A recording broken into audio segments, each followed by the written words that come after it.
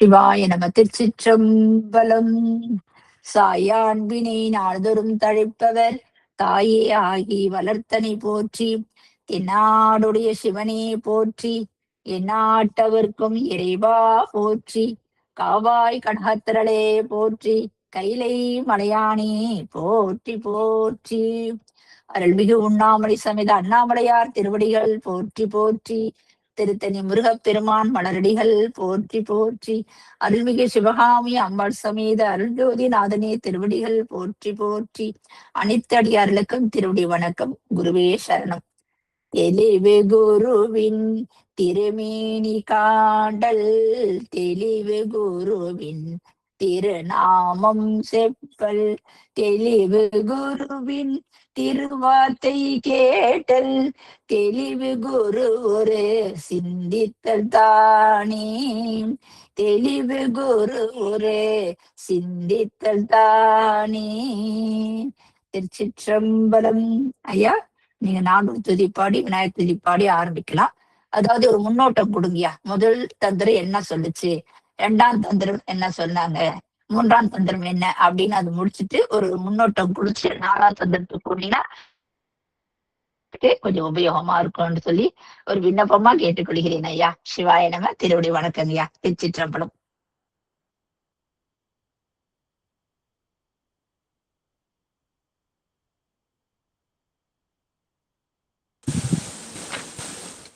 நம பார்வதிபதே. ஹரஹர மகாதேவா.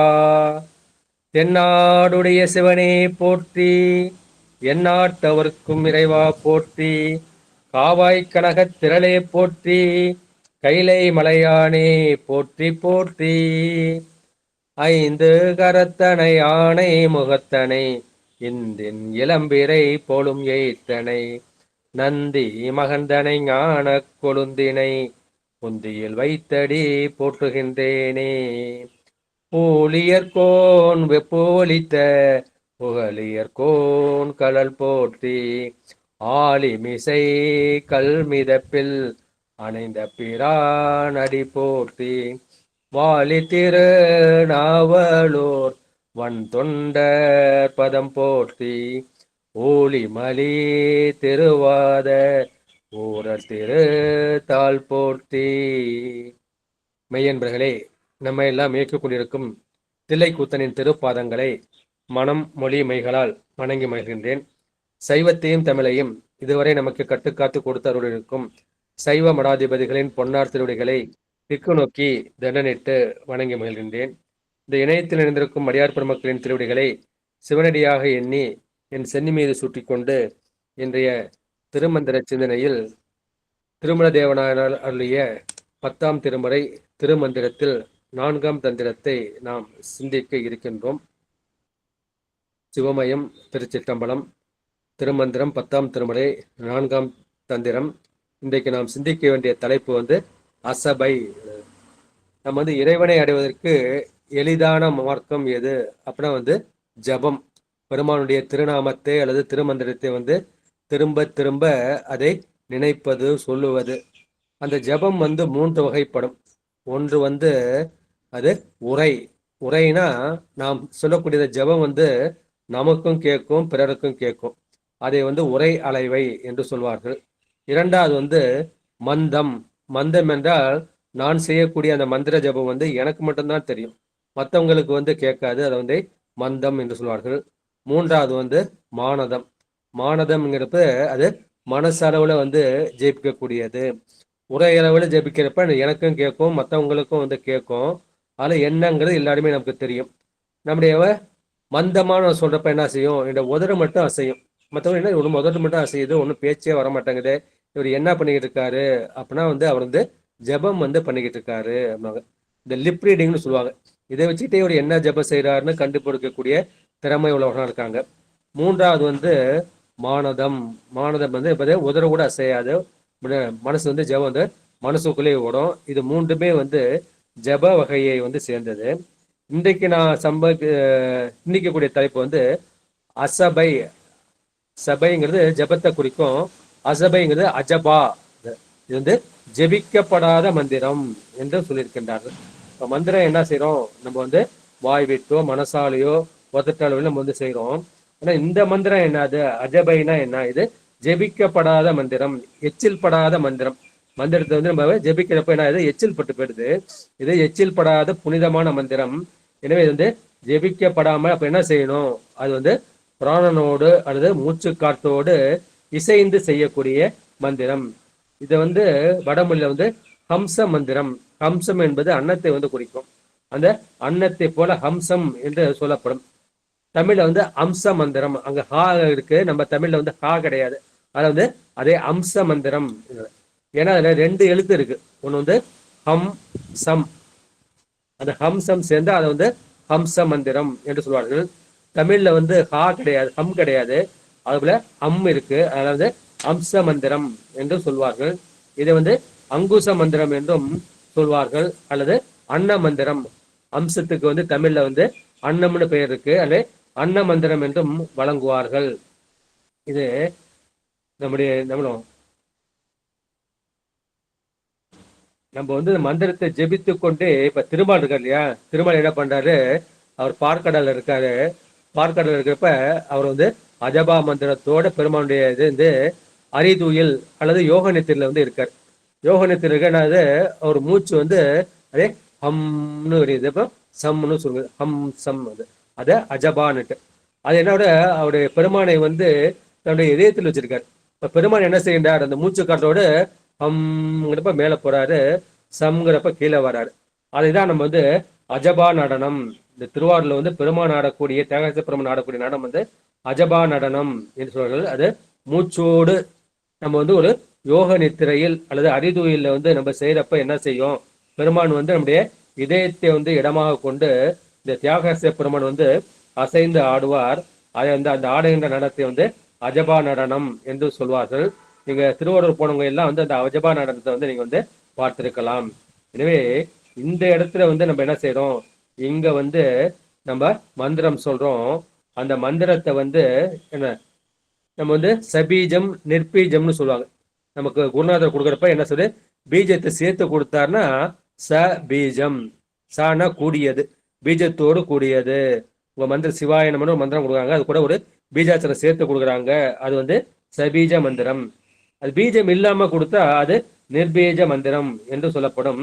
அந்த மந்திரத்தை நீங்க என்ன பண்ணலாம் அப்படின்னா, அதையே நீங்க வந்து இந்த மூச்சு காற்றோடு பிராணனோடு சேர்ந்து செய்யும் போது அதை அஜபா என்று சொல்லப்படும். நம்ம வந்து வாய் விட்டு ஜெபிக்கிறது இல்லை, மனசால கூட ஜெபிக்கிறது இல்லை, அது மூச்சு காற்றோடு போயிடும். மூச்சு வந்து இயல்பாக தானாக வந்து கொண்டும் போய்கொண்டும் இருக்கின்றது. அது போல இந்த மந்திரமும் வந்து கொண்டும் போய்கொண்டும் இருக்கும். அந்த மந்திரத்தோடு சேர்ந்து பெருமான் வந்து அந்த அஜபான நடத்தை ஆடி நமக்கு வந்து அருள் புரிவார். எனவே 3ஆம் தந்திரத்துல வந்து நம்ம பல வகையான யோகங்கள், 8 வகையான யோகங்களை வந்து பார்த்தோம். இந்த 4ஆம் தந்திரத்துல வந்து இதுல முக்கியமா வந்து நம்ம சரியை கிரியை யோகம் அப்படின்னு சொல்றப்ப இதுல வந்து கிரியை வந்து சொல்றார். கிரியையில வந்து மந்திரம் பாவனை என்ன இருக்கும் இல்லையா, அது மாதிரி இந்த இடத்துல கிரியை சொல்றதுனால இதுல மந்திரம் தந்திரம் தேப்பட்டுதான் இந்த 4ஆம் தந்திரத்துல வந்து சொல்லியிருக்கின்றார்கள். இந்த மந்திரங்கள் தந்திரங்கள் ரெண்டுமே வந்து யோகத்திற்கும் உரியது. அதை நீங்க முறையா செஞ்சு அது உங்களுக்கு ஞானத்தையும் வந்து கொடுக்கும். இதுல யோகத்திற்கே உரிய மந்திரம் வந்து அஜபை என்று சொல்லக்கூடிய அந்த மந்திரம். இதை பற்றி 30 திருமந்திரங்களால் நம்முடைய திருமல பெருமான் வந்து இதை சொல்லியிருக்கின்றார்.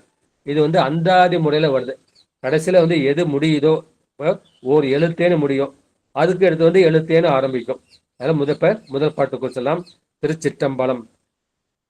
போற்றுகின்றேன் புகழ்ந்தும் புகழ் ஞானத்தை, தேற்றுகின்றேன் சிந்தை நாயகன் சேவடி, சாற்றுகின்றேன் அறையோ சிவயோகத்தை, ஏற்றுகின்றேன் நம்பிரான் ஓர் எழுத்தே. திருத்தொண்ட தொகையில வந்து நம்ம நம்பிரான் திருமூலன் அடியார்க்கும் அடியேன் என்று நம்முடைய சுந்தரமூர்த்தி சுவாமிகள் வந்து சொல்லியிருப்பாங்க. இப்ப அதே வார்த்தையை வந்து இந்த திருமூல பெருமான் வந்து யூஸ் பண்றார். நம்பிரான் ஓர் எழுத்தே. நம்பிரான் இந்த கடைசியில வந்து இதை 4வது அடியை வந்து எடுத்துக்காங்க. நம்பிரான் நமக்கெல்லாம் தலைவனாகிய அந்த சிவனுக்கு உரிய ஓர் எழுத்தே, அந்த ஓர் எழுத்து மந்திரம். அந்த ஓர் எழுத்து மந்திரம்னு சொன்னாலே அது வந்து ஏக அச்சரம். ஏகம்னா ஒன்று, அச்சரம்னா எழுத்து. அந்த ஓர் எழுத்து மந்திரம்.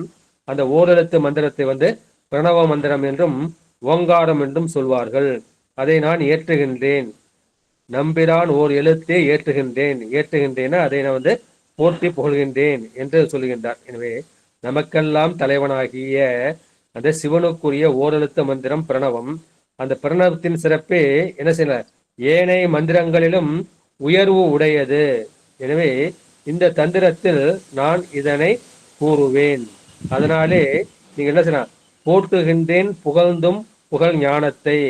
ஞானங்கள் பல ஞானங்கள் இருக்கின்றது. ஞானத்தை நம்ம மூணா பிரிக்கிறோம். பதிஞானம், பசு ஞானம், பாச ஞானம். இந்த ஞானங்கள் எல்லாவற்றிலும் மேலானது அந்த பதிஞானமாகிய அந்த சிவஞானம். எனவே புகழ்ந்தும் புகழ் ஞானத்தை, ஞானங்கள் பலவற்றிலும் மேலாவதாக அதை உணர்ந்த ஞானிகள் அந்த சொல்கின்ற சிவஞானத்தை நான் புகழ்ந்தும் போற்றுகின்றேன். அதை புகழ்ந்து நான் போற்றுகின்றேன். தேற்றுகின்றேன் சிந்தை நாயகன் சேவடி. அந்த சிவஞானத்தை நான் புகழ்ந்து போற்றுவதனால என் சிந்தையில் தன்னுடைய சேவடியை, சிறந்த அவனது சேவடியை சிவபெருமான் வைத்திருக்கின்றார். என் சிந்தையில் மனம் புத்தி சித்தம் அகங்காரம் என்கின்ற அந்த சிந்தையிலேயே பெருமானுடைய உள்ளத்தில், அதான் நம்முடைய மாணிக்கவாசகர், தேடும் பொருளும் சிவன்கலலே என தெளிந்து. நீங்க எதை தேடினாலும் சரி, பொருளை தேடினாலும் சரி, புகழை தேடினாலும் சரி, அதிகாரத்தை தேடினாலும் சரி, செல்வத்தை தேடினாலும் சரி, நீங்க எதை தேடினாலும் அது தேடும் பொருளும் சிவன் கலலே எனத்திலிருந்து கடைசியில் அது சிவன் சேவடிக்கு தான் உங்களை கொண்டு போவோம்.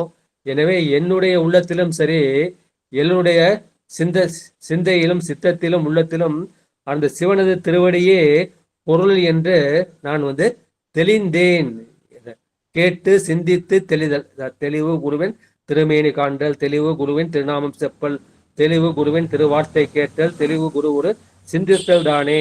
எனவே இந்த குருவோட நாமத்தை, குருவோட வார்த்தையை, குருவோட உபதேசத்தை, குருவோட அந்த உருவத்தை நம்ம சிந்திக்கிறதுனால நமக்கு மனசுக்கு தெளிவு வேணும்.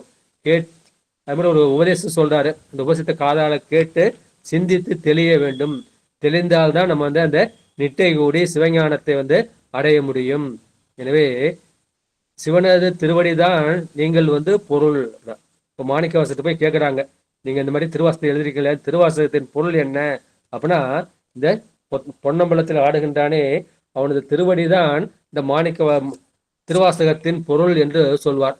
அதனாலதான் நம்ம பெருமானுடைய திருவடி தான் நமக்கு தெளிவை குடிக்கும் என்ற அந்த சிவயோகத்தை நான் இந்த பாட்டில் சுருங்க கூறுகின்றேன். இதென்ன, இதை யாருக்கு பிடிக்கும்? எல்லாருக்கும் பிடிக்குமானா பிடிக்காது. யாருக்கு இந்த பிரணவத்தின் பொருளை, பிரணவத்தின் பொருள் பிரம்மாவுக்கு தெரியவில்லை. அதில் முருகப்பெருமான் என்ன செய்கின்றார்? பிரம்மனை சிறையில் இடுகின்றார். அப்போது சிவபெருமான் வருகின்றார். நீ சிறு குழந்தையாயிட்டு உனக்கு தெரியுமா? எனக்கு தெரியும் அப்படின்னு சொல்லுங்க. தெரிஞ்சா எனக்கு சொல்லு. இது என்ன செய்யணும்? நீங்க என்ன குருவா ஏத்துக்கிட்டாதான் சொல்ல முடியும். அப்ப அது அவரை குருவாக ஏற்றுக்கொண்டு சுவாமிநாதனாக அங்க இருக்கின்றார் இல்லையா? சுவாமிக்கு நாதனாக இருக்கின்றார். சுவாமி மேல அது நடக்குது. அது அங்க சிற்பமாகவும் இருக்கின்றது. எனவே யார் இந்த பிரணவத்தின் அந்த பொருளை அறிய விரும்புகின்றவர்களோ அவர்கள் இதை என்ன சொல்லுங்க, செவி கொடுத்து கேளுங்கள், கேளுங்கள், சிந்தியுங்கள், தெளிங்கள். தெளிந்தால் உங்களுக்கு அந்த சிவன் சேவடிதான் நீங்கள் தேடக்கூடிய பொருள் என்று உங்களுக்கு தெரியும். எனவே இந்த பாட்டுல இவர் என்ன சொன்னாங்க, இப்ப பதவுரையா பார்த்துட்டோம். இந்த ஒரு பாட்டுக்கு மட்டும் கொஞ்சம் விளக்கம் நம்ம கொஞ்சம் அதிகமா பார்க்கணும். இது ஓர் எழுத்து. ஓர் எழுத்து என்பது அது ஓங்காரத்தை குறிக்கும். அந்த ஓங்காரத்தை குறிப்பதாக சொல்வது மந்திர நூல் மரபு. ஓர் என்பதை அது ஏகம் என்று தமிழ் வடமொழி சொல்வார்கள். எழுத்து என்பதை அச்சரம் என்று சொல்வார்கள். எனவே ஓர் எழுத்து என்பதை ஏக அச்சரம், ஏகாட்சரம் என்று சொல்வார்கள். எனவே எந்த மந்திரம் நீங்க ஆரம்பிச்சாலும் எப்படி சொல்லணும்? ஓம்னு ஆரம்பிச்சு ஓம்னு முடிக்கணும். அதுதான் இல்லை. இதே நீங்க 108 நாமம் சொன்னீங்க அப்படின்னா கடைசியில என்ன செய்யுங்க? ஓம் நமச்சிவாயம் சொல்லிட்டு கடைசியில ஓம் சிவாய நம ஓம், ஓம்னு ஆரம்பிச்சு ஓம்னு முடிக்கணும். இனிமே எந்த மந்திரத்திலையும் நீங்க ஓம்னு ஆரம்பிச்சு ஓம்னு முடிக்கிறது தான் மந்திர மரபு. ஓங்காரத்தை, ஓகாரம் அல்லது ஓம் என்கிற மந்திரத்தை ஓங்காரம், இந்த காரசாரியை சேர்த்து ஓங்காரம் என்று, கரசாரியை சேரும், காரசாரியை சேரும். ஓங்காரம் என்று அழைக்கப்படும். ஆகையால் அது ஓம்னு கூட ஒரு மெய் எழுத்து, இம்ங்கிற எழுத்து இருந்தாலும் அது ஓர் எழுத்து தான். எப்பயும் மந்திரத்துல என்ன பண்ணுவோம்?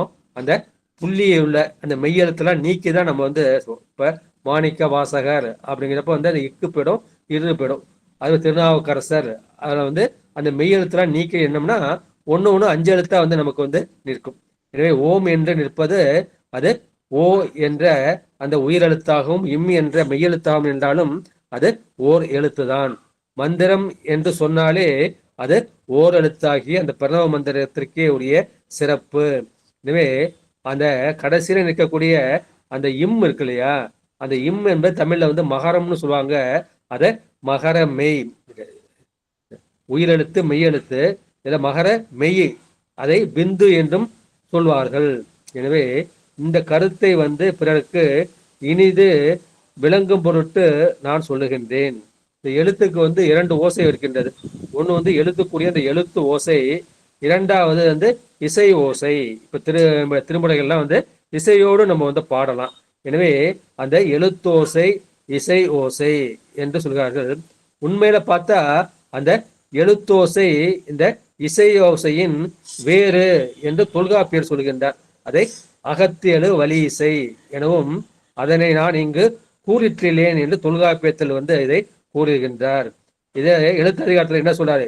எழுந்து புறத்திசைக்கும் மெய்தறி வலி இசை. வலி காற்றின் மூலமாக தான் அந்த ஓசை வருகின்றது. இப்ப தத்துவ ரீதியா பார்த்தோம்னா நமக்கு இந்த எழுத்துக்கள் மந்திரங்கள் எல்லாம் எங்கே இருந்து வருது அப்படின்னா வந்து நாதம். தோற்ற முறையில பார்த்தா முதல்ல வந்து நாதம் அல்லது சிவம், அதுக்கு அடுத்து வந்து சக்தி அல்லது விந்து வரும். எனவே இந்த நாதம் என்பது எழுத்தோசைக்கு உரியதாக அந்த தத்துவ சாத்திரங்கள் ஆகிய அந்த மெய்ஞான சாத்திரங்கள் சொல்லும். இதைதான் நம்முடைய அப்பர் பெருமான் வந்து ஓசை ஒளியெல்லாம் ஆனாய் நீயே என்று அந்த 6ஆம் திருமுறையில வந்து 38வது பதிகத்துல முதல் பாடல வந்து சொல்லியிருப்பார்கள். எனவே இசை ஓசையை தான் ஓசை என்று சொல்வார்கள். எழுத்து ஓசையை வந்து அதை ஒளி என்று சொல்வார்கள். எனவே இசை ஓசையை நீங்க என்ன பண்ணீங்க, அதை கருவியாக பயன்படுத்தி அதை எழுத்து ஓசையை உணரக்கூடிய ஆற்றல் இந்த உலகத்தவருக்கு வந்து கிடையாது. எனவே என்ன செய்கிறார்கள், நமக்கு ஓசை ஒளி என்ற இரண்டுமே தேவைப்படுகின்றது. அது ஓ என்பது இசை ஓசையை குறிக்கக்கூடியது.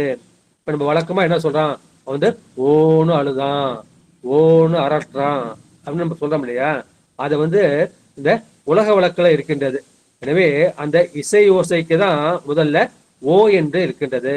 அதனால திருஞான சம்பந்தர் எப்படி ஆரம்பிக்கிறது, தோடு உடைய செவியன் இட்டு கூட்டல் ஓ. எனவே அதை வந்து ஓங்காரத்தோடு ஆரம்பிக்கின்றார். எனவே இது இசை ஓசையால் தான் அந்த எழுத்தோசை அறியப்படுகின்றது.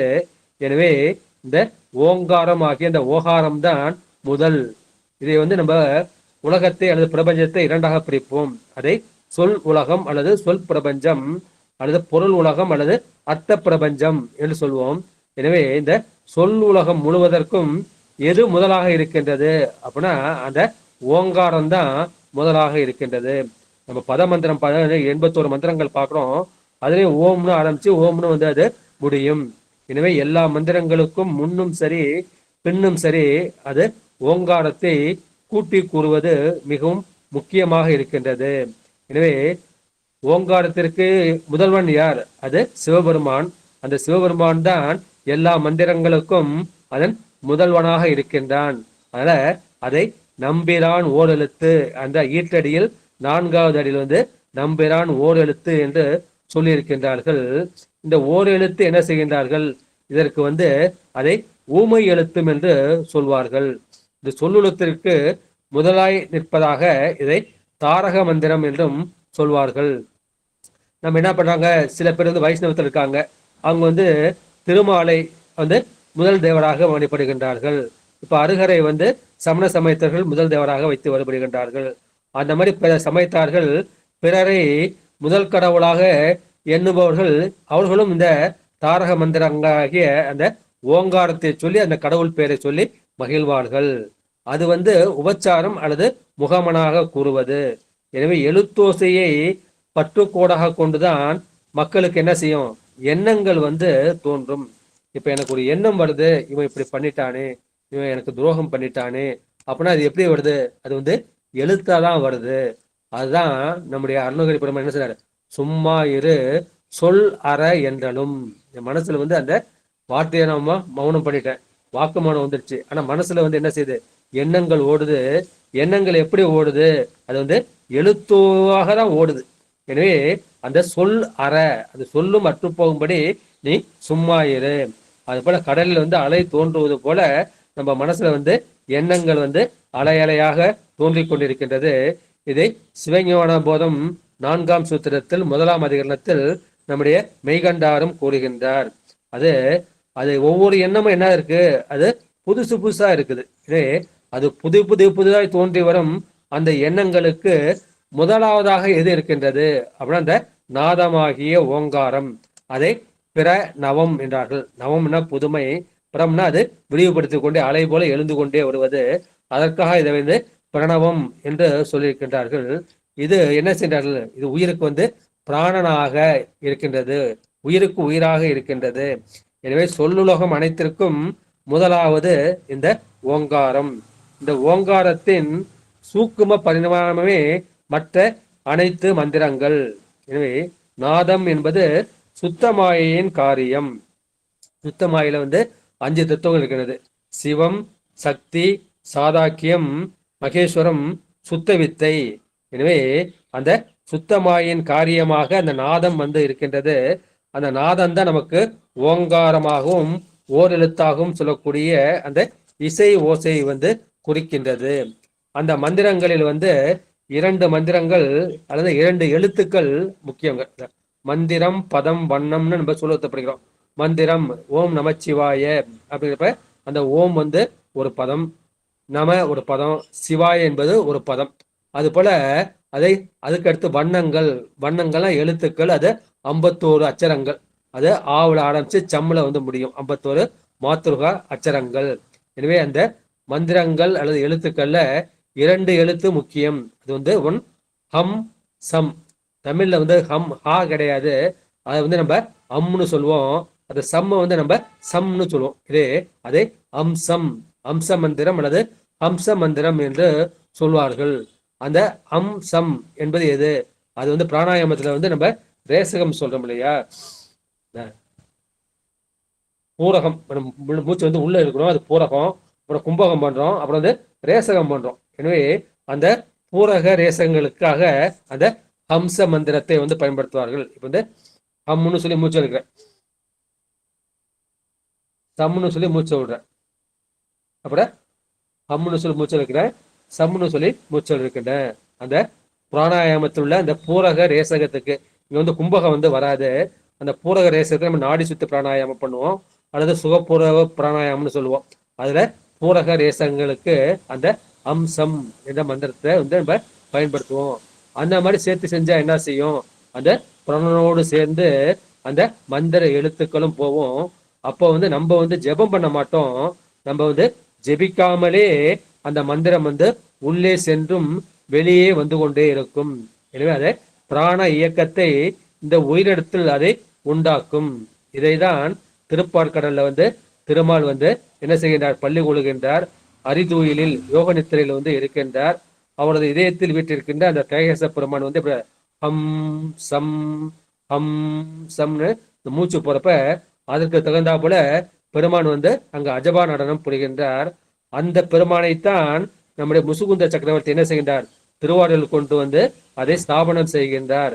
எனவே திருவாரூர் தேச நடனத்தை வந்து அஜபா நடனம் என்று சொல்லியிருக்கின்றார்கள். இதை வடமொழியில வந்து எப்படி சொல்லுவாங்க, அதை வந்து சோ ஹம் சோ ஹம் சோ ஹம்னு சொல்லுவாங்க. சோங்கிறதுக்கு வந்து சா கூட்டல் ஓ, அத சோகம்னா நான் தான், ச நான் தான் அவனாக இருக்கின்றேன், அவன்தான் நானாக இருக்கின்றான் என்பது அந்த வடமொழி சோக மந்திரத்தின் பொருள். எனவே நமக்கு வந்து அந்த அட்டாங்க யோகம் என்கின்ற அந்த எண்வகை யோகம் அது கைவந்த நிலையில் நம்ம என்ன பண்ணுவோம், நம்ம வந்து தியானம் பண்றோம். தியானம் வந்து எங்க பண்றோம், இங்க ஆக்ஞா சக்கரத்துல வந்து பண்றோம். இந்த ஆக்ஞா சக்கரத்தை பண்றப்ப அந்த வடமொழியில் செய்தவங்க சோகம் சோகம் சோகம் என்று சொல்வார்கள். அது சிவனே நான், நான் தான் சிவன், அப்படி அவன் நான், அவன் நான் என்கின்ற அந்த பாவனையில் வந்து அவன் என்பது சிவனை குறிக்கும், இவன் என்பது ஆன்மாவை வந்து குறிக்கும். எனவே சோகம் பாவனையில் அவன் என்ன செய்கின்றார்கள், அந்த இறைவனை அவனை வந்து கருதுகின்றார்கள். எனவே அப்போது என்ன செய்தார், இவன் இந்த ஆன்மா வந்து மந்திர ஆன்மாவாக மாறிவிடும். அந்த மந்திர ஆன்மாவாய் மாறுகின்ற அந்த யோகி என்ன ஆவான், அவன்கிட்ட உள்ள அந்த பசுத்துவம் என்கின்ற அந்த உடல் பாவனை அது நீங்கி அவன் என்ன செய்யறான், பதிபாவத்தை அந்த சிவபாவத்தை வந்து செய்து விடுவான். ஆனா நம்ம சிவயோகிகள் வந்து என்ன செய்வாங்க, சிவயோகிகள் வந்து அதை சோகம் என்று சொல்ல, சோகம் என்பது பொதுவான மந்திரம், யார் வேணாலும் சொல்லலாம். சிவயோகிகளுக்கு என்ன சொல்ல, அவங்க வந்து சிவோகம் சிவோகம் சிவோகம், இந்த நடுநாட்டில சுடுமணி நாட்டில் போடப்ப சிவோகம் சிவோகம், இந்த மாதிரி சிறகு சிறப்பு. இல்லை நீங்க வந்து பூரகரேசம் பண்றீங்க அப்புறம் வந்து சிவோகம்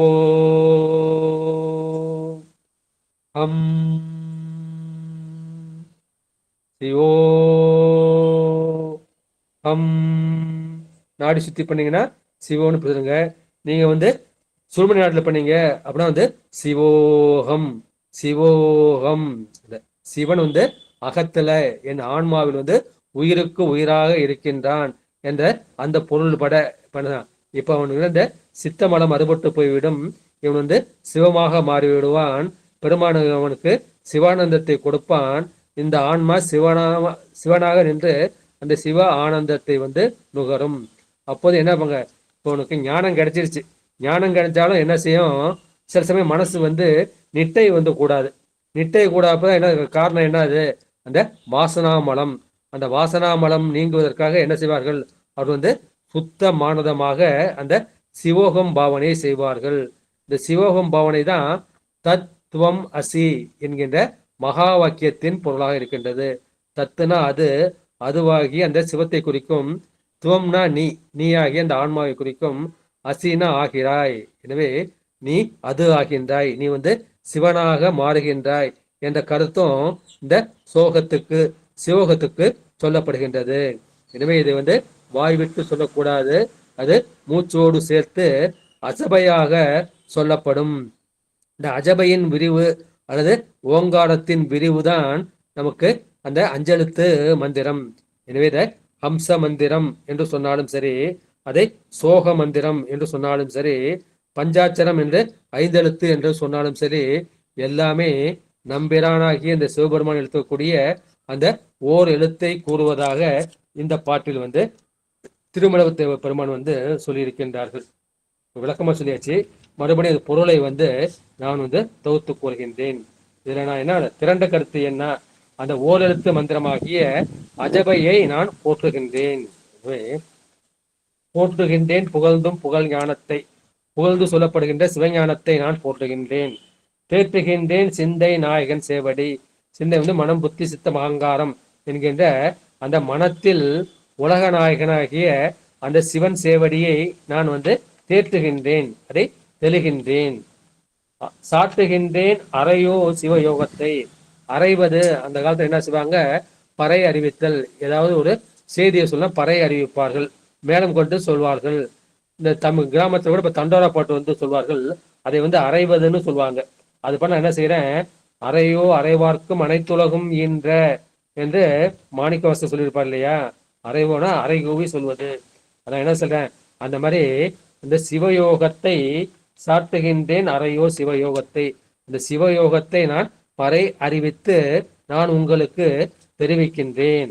அப்புறம் ஏற்றுகின்றேன் எம்பிரான் ஓர் எழுத்து. நம்பிரான் அல்லது எம்பிரான், அந்த ஓர் எழுத்தாகிய பிரணவத்தை நான் என்ன செய்கின்றேன், அதை வந்து உரு ஏற்றுகின்றேன். நான் வந்து இப்படி உரு ஏற்றுகின்றேன் என்ற கருத்தை சொல்வார்கள். இது போற்றுவது என்பது இடைவிடாது எண்ணுவது. எனவே ஞானிகளாலும் ஆகமங்களாலும் புகழப்படுகின்றது அந்த ஞானமாகிய சிவஞானம். அந்த சிவஞானத்தை நான் விரும்புகின்றேன், அதுதான் நமக்கு துணையாவது. இதை வந்து வேறு எதுவும் நமக்கு துணை இல்லை என்று நான் வந்து தெளிகின்றேன்.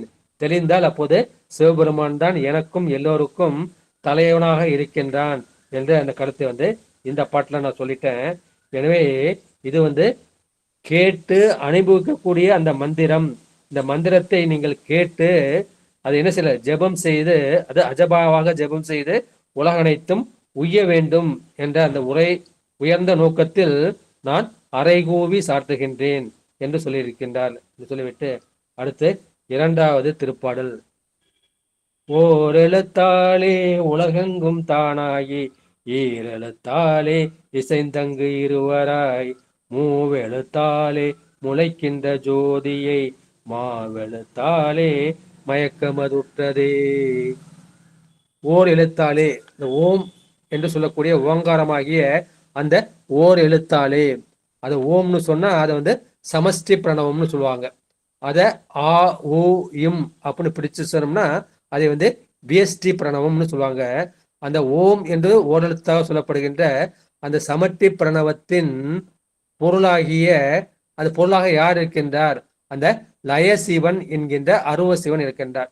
மறுபடியும் வந்து நான் வந்து இதுக்கு போறேன். அந்த 5 தத்துவங்கள், சிவ தத்துவங்கள் 5 இருக்கு இல்லையா, அதுல வந்து சிவம் சக்தி அல்லது நாதம் விந்து, அந்த இரண்டுக்கும் வந்து உருவம் கிடையாது, அது அருவம். அந்த இரண்டும் சேர்த்து அது லயசிவன் என்று சொல்லப்படும்.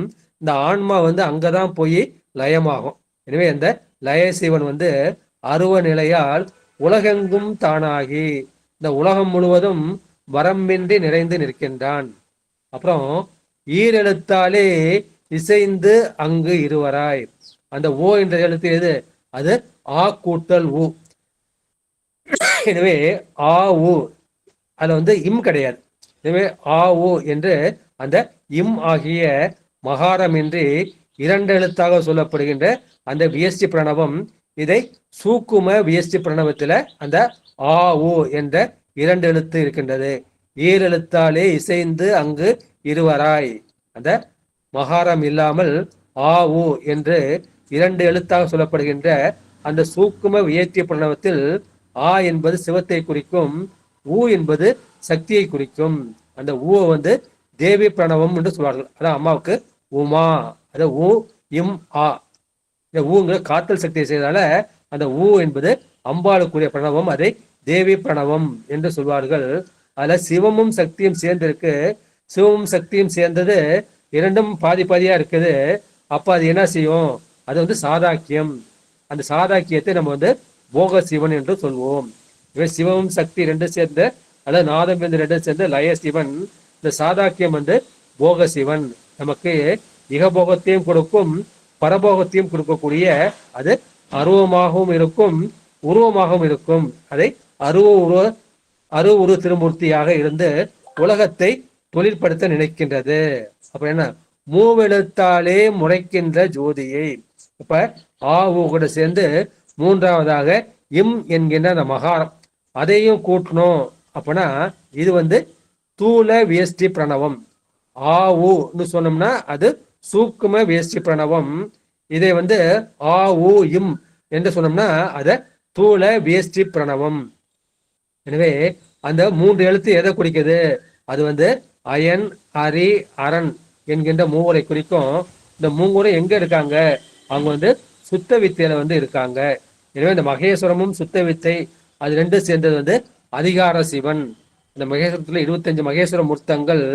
அதே மாதிரி இந்த சுத்த வித்தையில் உள்ள அந்த அயன் அரி அரண் என்ற அந்த 3 முதல் தேவர்கள், அவர்கள் அதிகார சிவன் என்று உருவமூர்த்தியாக இருந்து என்ன செய்கின்றார்? அயன் வந்து படைக்கின்றார், அரி வந்து காக்கின்றார், அரண் வந்து ஒடுக்குகின்றார். அந்த முத்தொழிலை வந்து செய்கின்றார்கள்.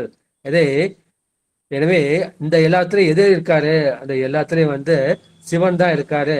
அந்த சிவனது திருவைந்தெழுத்தில் அந்த மகாரம் என்ற இம் எழுத்து இருக்கு இல்லையா, அந்த இம் எழுத்து தான் என்ன செய்கின்றது? அது வந்து மறைக்கின்றது, துரோண சக்தியா இருந்து மறைக்கின்றது.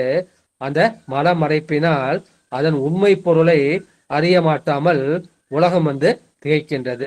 மறுபடியும் சொல்ல, ஓரெழுத்தாலே உலகெங்கும் தானாகி, ஓம் என்று ஓரெழுத்தாக சொல்லப்படுகின்ற அந்த செமஸ்டி பிரணவத்தின் பொருளாகிய லயசிவன், லயசிவன்ல வந்து சிவம் சக்தி அல்லது நாதம் என்று கலந்திருக்கின்றது. அது வந்து அருவமாக இருக்கின்றது. அருவமாக இருப்பதால் உலகம் முழுவதும் வரம்பின்றி நிறைந்து நிற்கின்றது, உலகெங்கும் தானாகி நிற்கின்றது. அடுத்து 2வது வரி, ஈரெழுத்தாலே இசைந்து அங்கு இருவராய். அந்த ஓ வந்து 2 எழுத்தாக பிரியும். அது அகாரம் உகாரம். அதுல வந்து மகாரம் வந்து கிடையாது. இந்த மகாரம் இல்லாமல் ஆ உ என்ற 2 எழுத்தாக இருக்கும்போது அது சூக்கும வியஷ்டி பிரணவம். அந்த வேஷ்டி பிரணவத்தில் அந்த ஆ என்பது சிவமும் உ என்பது சக்தியாகவும் இருக்கும். அந்த சிவமும் சக்தியும் வந்து பாதி பாதியாக அர்த்தநாரீஸ்வராக மாதொருபாடகனாக இருக்கக்கூடியது. அந்த செம்பாதியான ஒளி வடிவாய் உள்ளது அது போக சிவன் என்கின்ற சாதாக்கியம், அதாவது சதாசிவம். அது அரு உருவமூர்த்தி. முதல்ல சொன்னது அருவமூர்த்தி, இப்போ சொன்னது அரு உருவமூர்த்தி. இந்த அரு உருவமூர்த்தி என்ன செய்யணும்? உலகத்தை வந்து தொழில்படுத்தணும். அதனால என்ன செய்யறாரு? அந்த 2 எழுத்தோடு மூவெழுத்தாலே முளைக்கின்ற ஜோதியை ஆ உ எம் என்கின்ற அந்த 3 எழுத்தாக சொல்லப்படக்கூடிய அந்த ஸ்தூல வேஷ்டி பிரணவத்தில் அதன் பொருளாக அயன், அரி, அரண் என்கின்ற அந்த மூவரும் என்ன செய்கின்றார்கள்? அதிகார சிவனாக உருவமூர்த்தியாக இருக்கின்றார்கள். நிற்கின்ற அந்த சிவபெருமானுடைய அந்த 5 சொல்லக்கூடிய அந்த திரு 5 எழுத்தை என்ன சொல்ல யாரும் அறிய முடியவில்லை. ஏன் அறிய முடியலன்னா அதுல இம் என்கின்ற அந்த மகாரம் சேர்ந்திருக்கின்றது. அந்த மகாரம் வந்து மலை எழுத்தாக அது துரோதர சக்தியாக இருந்து மறைக்கின்றது. எனவே அதன் உண்மை பொருளை அடைய மாட்டாமல் மயக்கம் முற்றது. அந்த மா எழுத்தாலே, மகார என்கின்ற இம் எழுத்தாலே அது மறைப்பு ஏற்பட்டு இந்த உலகம் அறியாமல் திகைக்கின்றது. எனவே பிரணவத்தை அதை சமஷ்டி பிரணவம், ஓர் எழுத்தா அந்த சமஷ்டி பிரணவம், 3 எழுத்தா பிரிஞ்சா அது வந்து வேஷ்டி பிரணவம்.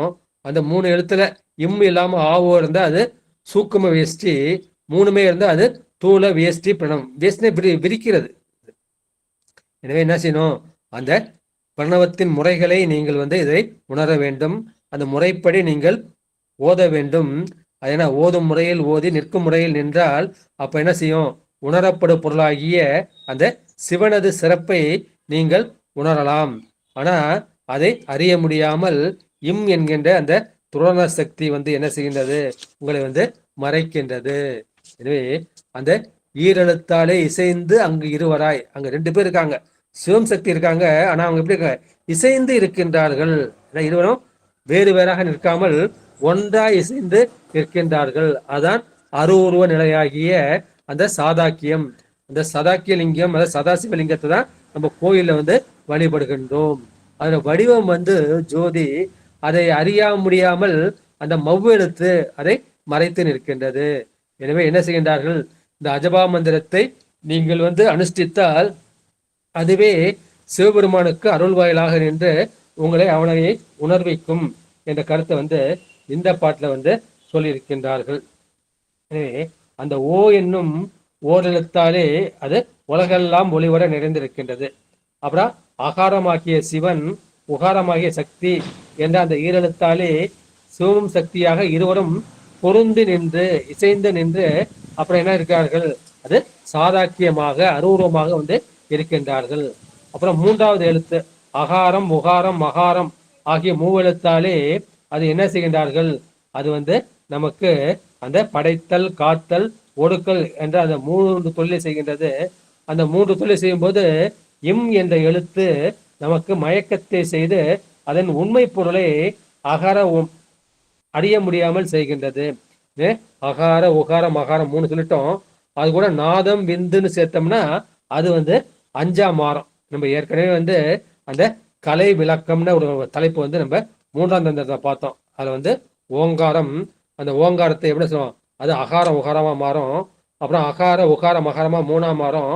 அப்புறம் ஆ உ மா நாதம் விந்து, அதை வந்து அகாரக்கலை, உகாரக்கலை, மகாரக்கலை, நாதக்கலை, விந்துக்கலை என்கின்ற பஞ்ச கலைகளாக அந்த கலை நிலையில வந்து நம்ம வந்து பார்த்திருக்கோம். எனவே அந்த ஓங்கிறப்ப அந்த பிந்து என்ன? பிந்துனா ஒரு புள்ளி வைப்போம்.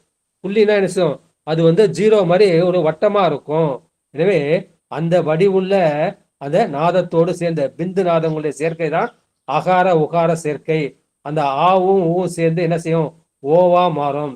எனவே எல்லா நூல்களும் ஆரம்பிக்கும் போது உலகலாம் உணர்ந்து ஓதற்கரியவன் அப்படி உகாரத்தை முதல்ல ஆரம்பிச்சு பிரியாபுராணம் வந்து ஆரம்பிக்கும். எனவே அந்த எல்லா எழுத்துக்களும் அந்த அகார உகாரங்களின் சேர்க்கை தான். அகாரம் என்பது சிவம், உகாரம் என்பது சக்தி. எனவே அந்த சிவசக்திகள் இசைந்து அங்கு இருவராக இருந்தாலும் அருவுருவமாக இருக்கின்றார்கள். அந்த மூணாவது எழுத்தாகிய மலை எழுத்து மகரம் கூடிய நிலை, அது முளைக்கின்ற சோதியை. இது ஒரு புக்கில் வந்து முளைக்கின்ற சோதியைன்னு போட்டிருக்கு, இன்னொன்று முளைக்கின்ற சோதியைன்னு போட்டிருக்காங்க. எனவே அந்த முளைக்கின்ற சோதி ஐ, இந்த ஜோதி என்பது ஒளிவடத்தை குறிக்கும். ஐனா வந்து தலைவனை குறிக்கும். ஐயா, ஐ என்பது தலைவனை குறிக்கும். சோதி வடிவமாகிய அந்த தலைவனாகிய சிவம் இதை அறிய முடியாமல் என்ன செய்கின்றார்கள்? இந்த மலை எழுத்து நமக்கு மயக்கத்தை விளைவித்தது. எனவே பிரணவமும் இது அஜபையாக இருக்கின்றது என்ற கருத்தை வந்து 2வது பாட்டுல பாக்குறோம். அடுத்து 3வது பாட்டு. தேவர் உரைகின்ற சிற்றம்பலம் என்றும் தேவர் உரைகின்ற சிதம்பரமே என்றும் தேவர் உரைகின்ற திரு அம்பலம் என்றும் தேவர் உரைகின்ற தென்பொதுவாமே. தென்னா அழகிய, பொது, அந்த சிற்றம்பலத்துக்கு பெருமாள் அடையக்கூடிய அந்த இதுக்கு வந்து பொதுன்னு ஒரு பேர் உண்டு. அந்த பொது சபை, அந்த பொதுவாகிய அந்த சிற்றம்பலத்துக்கு வேற என்னென்ன பேர்லாம் இருக்குது? அந்த தென்பொதுவாகிய சிற்றம்பலத்துக்குள்ளேயே மற்ற பெயர்கள், அந்த வடமொழி வந்து பரியாய பெயர்கள் என்று சொல்லியிருக்கின்றார்கள். எனவே தேவர்கள்லாம் எங்க இருக்காங்க? அந்த விண்ணுலகத்தில் இருக்காங்க. அவங்க எங்க வராங்க? இங்க சிதம்பரத்துக்கும் திருவாரூருக்கும் வராங்க. சிதம்பரத்துல வந்து பிரம்மனுடைய அந்த நடனத்தை வந்து பார்க்கின்றாங்க. முக்கியமா அர்த்தஜாம பூஜைக்கு அங்க என்ன செய்யறாங்க? எல்லா தேவர்களும் வருகின்றார்கள். அந்தி பூஜைக்கு வந்து திருவாரூருக்கு வந்து அவர்கள் செல்கின்றார்கள். எனவே தேவர்கள் உரைகின்ற சிற்றம்பலம், தேவர்கள் வந்து தரிசிப்பதற்காக வந்து தங்குகின்ற அந்த அழகிய பொது சபை என்கின்ற அந்த பொது சபை தான் சிற்றம்பலம் என்றும் சிதம்பரம் என்றும் திரு அம்பலம் என்றும் சொல்லப்படுகின்றது. அது தென்னா அழகான அழகிய அம்பலம்னா இவர் வந்து அம்பலத்துக்கு போயிருக்காரு, கிராமத்துக்கு. அம்பலம் ஊர் பொது சபை அல்லது ஊர் பொது மன்றம். சிற்றம்பலம் சிறு கூட்டல் அம்பலம், இது வந்து சிறிய சபை.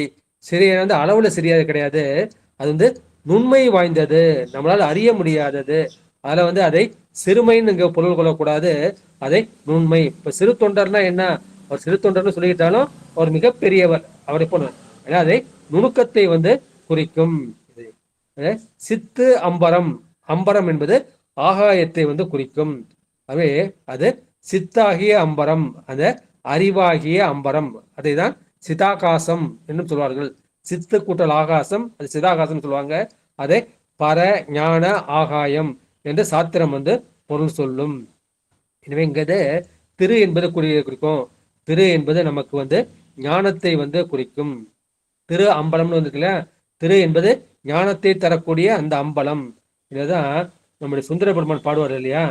பொன்னும் மெய்ப்பொருளும் தருவானை, போகமும் திருவும் புணர்ப்பானை. நான் எப்ப பொண்ணு கேட்டாலும் நீ கொடுக்குறப்பா, அதை மட்டுமா கொடுத்த? மெய்ப்பொருளாகிய உன்னையை நீ கொடுத்துட்ட, அதை அனுபவிக்க வேண்டும் இல்லையா? அந்த போகத்தையும் கொடுக்குற. திருவும் புணர்ப்பானை, திருவாகிய அந்த ஞானத்தையும் நீ கொடுத்தாய் என்றுதான் சுந்தர பெருமான். பொன்னும் மெய்ப்பொருளும் தருவானை, போகமும் திருவும் புணர்ப்பானை, பின்னையின் பிழையை புறப்பானை, பிழையெல்லாம் தவிர பணிப்பானை, இன்னதன்மையன் என்று அறியொன்னா எம்மானை என்று அப்படி வரிசைக்கு அடுக்கிட்டே போவார் இல்லையா? இது பெருமான் தான் அது போகமாகவும் திருவாகவும் மெய்ப்பொருளாகவும் இருக்கின்றான். இந்த திருவம்பலம் தான் அது ஞான சபை. இது இந்த புண்ணிய பூமியாகி இந்த பாரதத்திலே நம்முடைய கண்ணுக்கு தென்படும்படி இந்த மண்ணுலகத்தில் வந்து இருக்கின்றது. இந்த மண்ணுலகத்தில் இருந்தாலும் அந்த தேவர்கள் எங்க இருக்காங்க? அவர் வந்து போக பூமியாகிய அந்த விண்ணிலே இருக்கின்றார்கள், தேவலோகத்தில் இருக்கின்றார்கள். அவர்கள் என்ன செய்கின்றார்கள்? அந்த போக பூமியை விட்டு விட்டு இந்த புண்ணிய பூமியாகிய இந்த பாரதத்திற்கு, சிதம்பரத்திற்கு வந்து பெருமானை வணங்கி செல்ல வருகின்றார்கள். எனவே நீங்கள் வந்து அஜபையை நீங்கள் தியானித்தால் உங்களுக்கு இந்த சிதாகாசம், சித்து ஆகாசம் என்கின்ற அந்த பர ஞான ஆகாயம் கிடைக்கும். அதை தான் தகர ஆலய தரிசனம் என்று சொல்வார்கள். தகர ஆலய தரிசனம் என்றும் சொல்வார்கள். எனவே அந்த சிவபெருமான் என்ன செய்கின்றார்? அவர் இயல்பாக என்றும் எழுந்தி இருக்கின்றார். அது எங்கே? அது தில்லையம்பலம், சிற்றம்பலம், சிதம்பரம், தென்பொது. அந்த தென்பொது அது எப்படி இருக்கின்றது? அது எல்லாமே அது ஓரெழுத்தாகிய அந்த ஓங்காரமாக அஜபையாக இருக்கின்றது. தேவருங்கிறது அந்த 33 தேவர் சொல்லலாம். இந்த இடத்துல தேவர், தேவர் உரைகின்ற சிற்றம்பலம். தேவனா சிவபெருமான் தான் குறிக்கும். சிவபெருமான் தான் முதல் தேவன்.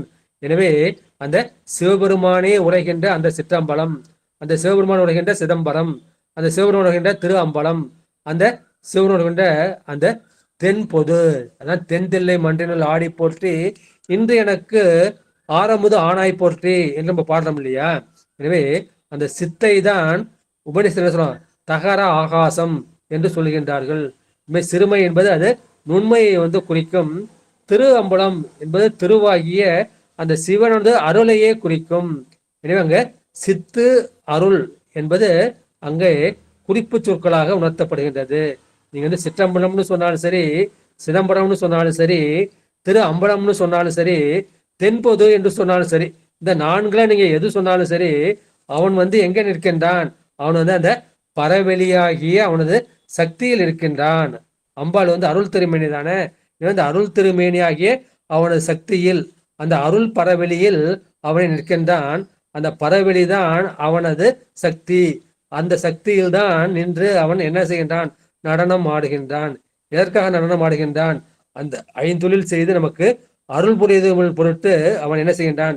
தில்லையம்பலத்தையே பரவெளியாக ஏற்றுக்கொண்டு அவன் நடனம் ஆடுகின்றான் என்ற கருத்தை வந்து இந்த பாட்டுல சொல்லியிருக்கின்றார்கள். எனவே அந்த இடத்துல கடைசியில் ஆமேன்னு முடிக்கிறார் இல்லையா? அந்த ஓம் என்பதை ஆம் என்றும் சொல்வது வழக்கம். அதை வந்து ஓம் என்பது அதை ஆம் என்று சொன்னால் அது ஓங்காரம், அது அஜபை என்று நீங்கள் புரிந்து கொள்ளலாம். எனவே அஜபை வந்து எப்படி இருக்கின்றது? அது லய சிவனாக, போக சிவனாக, அதிகார சிவனாக நிற்கின்ற அந்த தில்லையம்பலமாகவும் இருக்கின்றது என்ற கருத்தை வந்து இந்த 3வது பாட்டுல வந்து சொல்லியிருக்கின்றார்கள். அடுத்த 4வது திருப்பாடல். ஆமே பொன்னம்பலம் அற்புதம் ஆனந்தம், ஆமே திருக்கூத்து அனத வரத தாண்டவம், ஆமே பிரளயம் ஆகும் அத்தாண்டவம், ஆமே சங்கார தரும் தாண்டவங்களே. பொன் அம்பலம், அது பொன்னால் இயன்றுதலாகிய அந்த தென் பொது என்று சொல்லக்கூடிய அந்த பொன்னம்பலம். அது பொன் என்பது எதை குறிக்கும்? அது வந்து ஞானத்தை வந்து குறிக்கும். எனவே அது ஞானமாய் நிற்கின்றது. அந்த ஞானத்தை பெருமான் என்ன செய்கின்றார்? அங்கே திருக்கூத்து நடத்துகின்றார். அந்த ஞான ஆகாயத்தில் சிவபெருமான் நிகழ்த்துகின்ற அந்த திருக்கூத்து, அந்த திருக்கூத்து உங்களுக்கு என்ன செய்கின்றது? உங்களுக்கு ஞானத்தை கொடுத்து அது என்ன செய்யும்? அற்புதம் ஆனந்தம். அற்புதம் வந்து இந்த இடத்துல வந்து ஆனந்தத்தை குறிக்கும். அற்புத திருவந்தாதி என்பது அந்த ஞானத்தை கொடுக்கக்கூடிய இந்த திருவந்தாதியையும் வந்து குறிக்கும். எனவே அது அற்புதமாக ஞானத்தை கொடுத்து ஞானத்தின் வழியாக என்ன கொடுக்கும்? உங்களுக்கு ஆனந்தம் கிடைக்கும். எனவே அந்த ஞானத்தின் வழியே விளையும் ஆனந்தமாக திகழும். அந்த திருக்கூத்து என்ன சகம்? அது இடையறாது நிகழ்ந்து கொண்டே இருக்கும். எப்ப நடக்கும்? அது ஊழிக்காலம் முழுவதும் அது நடந்து கொண்டே இருக்கும். அந்த ஊழிக்காலம் முடிஞ்சவொடனே என்ன செய்யும்? அத ஊழிக்காலம் முழுக்க பெருமான் வந்து ஸ்தூல ஐந்தொழிலை ஏற்றுவார். படைத்தல், காத்தல், ஒடுக்கல், மறைத்தல், அருளல் என்கின்ற அந்த ஸ்தூல ஐந்தொழிலத்தை இருப்பார். இப்ப சங்காரம் முடிஞ்சு போச்சு, ஊழிக்காலம் முடிஞ்சு போச்சு. அந்த சர்வ சங்காரத்துக்கு பிறகு அவர் என்ன செய்யணும்? புனர் உற்பவம் என்று மறுபடியும் வந்து உலகத்தை மீண்டும் தோற்றுவிக்க வேண்டும். அந்த தோற்றுவிக்கும் போது அவர் என்ன செய்வார்? அந்த சூக்கும ஐந்தொழிலை வந்து அவர் செய்வார். எனவே இந்த இடத்துல அற்புதம் ஆனந்தம் என்பது, அற்புதம் என்பது ஞானத்தை குறிக்கும். ஞானத்தின் வழியாக நமக்கு ஆனந்தம் கிடைக்கும். எனவே பொன்னம்பலம் அற்புதம் ஆமே. அந்த பொன்னம்பலம் தான் நமக்கு அற்புதமாகிய ஞானத்தை வந்து கொடுக்கும். அந்த ஞானத்தின் மூலமாக நீங்க திருக்கூத்தை பார்த்தீங்கன்னா அது ஆனந்த தாண்டவமாக இருக்கும். பெருமான் வந்து தாண்டவம் எப்ப செய்யறா? அனவரத தாண்டவம் 2வது வரி. திருக்கூத்து அனவரத தாண்டவம் அது வந்து எப்போதும் தொடர்ந்து நடந்துகிட்டே இருக்குது. அதனால அதை அனவரத தாண்டவமாக கூறுகின்றார். அந்த 3ஆம் அடியில் வந்து ஆமே அதனால். எனவே அந்த ஊழிக்காலம் வரைக்கும் தூள ஐந்தொழில் வந்து நடக்கின்றது. அந்த ஊழிக்காலம் முடிஞ்சு அப்ப என்ன செய்ய? புனர் உற்பவம் என்கின்ற மறு பிறவி வரும். அப்போ என்ன செய்கின்றார்? அவர் வந்து சூக்கும நடனத்தை வந்து செய்கின்றார். அந்த சூக்கும நடனத்தை வந்து யார் பார்ப்பாங்க அப்பனா? அதை வந்து அம்பாள் ஒருத்தி தான் வந்து பார்ப்பாங்க. ஏன்னா அந்த ஊழி காலத்துல என்ன ஊழி முதல்வனாய் நின்ற ஒருவனே பெருமான் மட்டும்தான் தனியா நிக்கிறான். அப்புறம் மறுபடியும் வந்து உற்பவம் செய்யணும் அப்படின்னு என்ன பண்ணா தன்னிலிருந்து அம்பாளை வந்து வெளிப்படுத்துகின்றான். அம்பாளை வந்து அம்பாள் தான் அந்த சூக்கும ஐந்தொழியத்தை அம்பாள் மட்டும்தான் வந்து பார்க்க முடியும், வேற யாராலும் வந்து பார்க்க முடியாது. இதுக்குதான் நம்ம இந்த குமர ஒருவர் வந்து ஒரு பாட்டு சொல்லுவாங்க இல்லையா, பாலுன் குளவி பசுங்குடல் பொறாதுன்னு நோயுன் மருந்து தாய் உண்டாங்கு. பாலுன் குளவி பசுங்குடல் பொறாது. ஒரு பால் குடிக்கக்கூடிய குழந்தை இருக்கு, அதுக்கு வந்து ஒரு வியாதி வந்துருச்சு, அதுக்கு மருந்து இல்லையா, மருந்து இருக்கு, நான் மருந்தை கொடுத்தா என்ன செய்யும், அது பசுங்குடல் பசுமையான குடல் வந்து வெந்து போயிடும், அது பொறாதுன்னு அதுக்கு என்ன செய்கின்றார், அந்த வைத்தியம் என்ன செய்யறாரு, அந்த மருந்தை வந்து தாய்க்கு கொடுக்குறாரு. அந்த மருந்தை வந்து தாய் வந்து சாப்பிட்றா, சாப்பிட்டு என்ன செய்யறா, தன்னுடைய பால் மூலமாக அந்த குழந்தை கொடுக்கும்போது அது குடலுக்கு வந்து ஏற்றுக்கொள்ளும், அந்த வியாதியும் வந்து தீர்ந்துவிடும். பெருமானுடைய தாண்டவத்தை வந்து நம்மளால வந்து பார்க்க முடியாது, பார்த்தா நம்ம கண்ணு எல்லாம் போயிடும், அது அந்த அளவுக்கு பவர் உள்ளது. அது என்ன செய்யற, அதுக்காக அம்பாள் வந்து பார்த்து அம்பாள் உயிர்களாகிய நமக்கு அந்த தாய்ப்பால் என்கிற அந்த அருள்பால் மூலமாக கொடுக்கின்றார்கள். எனவே இந்த மாதிரி அம்பாள் தான் அந்த சூக்கம் நடனத்தை வந்து பார்க்கின்றாள் என்ற அந்த கருத்தை வந்து இந்த பாட்டுல சொல்லியிருக்கின்றார்கள். எனவே ஆமே பொன்னம்பலம் அற்புத தாண்டவம், அற்புதம் ஆனந்தம். பொன்னம்பலத்தில் இறைவன் ஆடக்கூடிய அந்த நடனம் தான் அற்புத தாண்டவம் என்றும், ஆனந்த தாண்டவம் என்றும், அனவரத தாண்டவம் என்றும், பிரளய தாண்டவம் என்றும், சங்கார தாண்டவம் என்றும் 5 வகையாக சொல்லப்படுகின்றது. பெருமானுடைய அந்த ஆடல் அல்லது தாண்டவம் அது வந்து 5ஆக சொல்லப்படுகின்றது. ஒன்று அற்புத தாண்டவம், 2வது ஆனந்த தாண்டவம், 3வது அனவரத தாண்டவம், 4வது பிரளய தாண்டவம், 5வது வந்து சங்கார தாண்டவம். எனவே இந்த பொன்னம்பலத்தில் ஆடக்கூடிய இந்த ஆனந்த திருக்கூத்து, இதை அற்புதம், ஆனந்தம், அனவரதம், பிரளய தாண்டவம் என்று 5 வகையாக பிடித்திருக்கின்றார்கள். இந்த பிரளய தாண்டவம் தான் அது சங்கார தாண்டவம் என்றும் சொல்லப்படும். இப்ப அடுத்து 5வது பாட்டுக்கு வந்து போலாம். இந்த தாண்டவம்னு முடிச்சிருக்க இல்லையா, ஆனா தாண்டவங்கிறதுனால இப்ப அதை தாண்டவம்னு இந்த அந்தாதி வகையில் இந்த பாட்டு வந்தது. தாண்டவமான தனியெழுத்தோர் எழுத்து, தாண்டவமான தனு கிரக தொழில், தாண்டவ கூத்து தனி நின்ற தற்பரம், தாண்டவ கூத்து தமணியம் தானே. மேற்சொன்ன அந்த 5 தாண்டவங்கள் அது அனவரதமும் எப்பொழுதுமே நடந்து கொண்டே இருக்கின்றது. அந்த அனவரத தாண்டவ உருவாய் நிற்கின்றார். நிற்கும்போது பெருமான் ஆடும் போது எப்படி இருக்கின்றார், அவர் வந்து 5 எழுத்தாக இருக்கிறார். நகாரம் கால் பகுதியில, மகாரம் வயிற்று பகுதியில, நம்ம சிகாரம் இங்க மாடு பகுதியில, வா இங்க கழுது பகுதியில, யா வந்து இங்க வருது. நம்ம சிவைய என்கிற நம்ம உண்மை விளக்கத்துல வந்து பாக்குறோம். சிவைய நம்மனு நிற்பாரு. எனவே அவர் வந்து அந்த 5 எழுத்தாக நின்றாலும் அது என்ன, அந்த 5ம் சேர்ந்து ஓர் எழுத்தாகிய ஓங்காரம், அதுதான் அசபை. தாண்டவம் எழுத்தான தனி எழுத்து ஓர் எழுத்து. அனவரதமும் பெருமான் தாண்டவமாக நிற்கின்றார், அந்த உருவம் தாங்கி நிற்கின்றார், அந்த கூத்த பெருமானாக நிற்கின்றார்.